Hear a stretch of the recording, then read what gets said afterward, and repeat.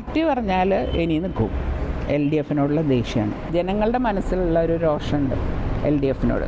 അത് എല്ലാ പാർട്ടിയിൽ നിന്നും പോയിട്ടുണ്ട്. ശ്രീ പിണറായി വിജയന് എതിരെയുള്ളൊരു വിഭാഗമുണ്ട് മാർക്സിസ്റ്റ് പാർട്ടിയിൽ. അവരുടെ വോട്ടുകൾ എല്ലാ ജില്ലയിലും UDFിന് പോയി.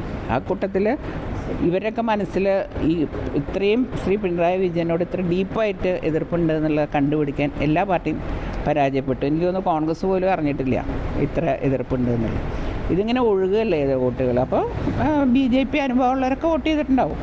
അത് നമ്മളോടുള്ള എതിർപ്പല്ല. പക്ഷേ എനിക്ക് BJPയുടെ ഉറച്ച വോട്ടുകൾ, വേറെ ഒന്നിലേക്ക് പോകാത്ത വോട്ടുകൾ എനിക്ക് കിട്ടിയിട്ടുണ്ട്. ഒരു ബേസ് വോട്ട്, തൃശ്ശൂരിൽ ഒരു ബേസ് വോട്ട് എന്ന് പറയുന്നത് പൂർണ്ണമായും വന്നില്ലല്ലോ. അല്ല, കഴിഞ്ഞ കോർപ്പറേഷനിൽ ഇത്ര തന്നെ കിട്ടിയിട്ടുള്ളൂ.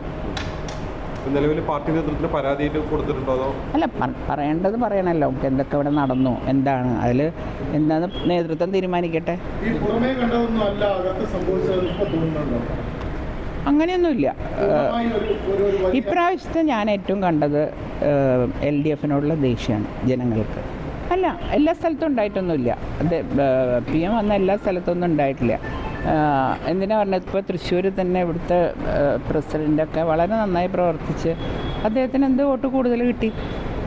അപ്പോൾ പ്രവർത്തിക്കുന്നതിൻ്റെ ഇതിൻ്റെ മാത്രമല്ല, ജനങ്ങളുടെ മനസ്സിലുള്ള ഒരു രോഷമുണ്ട് LDFിനോട്. അത് എല്ലാ പാർട്ടിയിൽ നിന്നും പോയിട്ടുണ്ട്.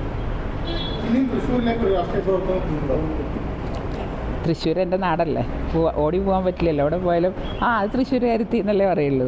ആ രീതിയിൽ ഞാൻ തൃശ്ശൂരുണ്ടാവും. അങ്ങനെ പറയാൻ പറ്റില്ല.